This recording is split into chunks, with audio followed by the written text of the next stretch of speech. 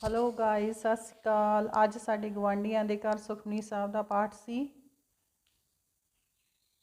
ਉਹਨਾਂ ਨੇ ਗ੍ਰਹਿ ਪ੍ਰਵੇਸ਼ ਦੀ ਖੁਸ਼ੀ ਵਿੱਚ ਇਹ ਪਾਠ ਰਖਾਇਆ ਸੀ। ਗੁਰੂ ਗ੍ਰੰਥ ਸਾਹਿਬ ਜੀ ਦੀ ਜਦੋਂ ਭੀੜ ਲੈ ਕੇ ਆਂਦੀ ਗਈ, ਫੁੱਲਾਂ ਦੀ ਵਰਖਾ ਕੀਤੀ ਗਈ।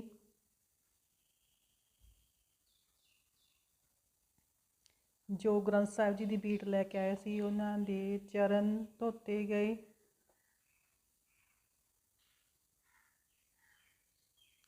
ਫਿਰ ਫੁੱਲਾਂ ਦੀ ਵਰਖਾ ਕਰਦੇ ਹੋਏ ਅੰਦਰ ਲੈ ਕੇ ਜਾ ਰਹੇ ਸਨ। ਤੇਲ ਚੋ ਕੇ ਘਰਦਿਆਂ ਨੇ ਸਵਾਗਤ ਕੀਤਾ।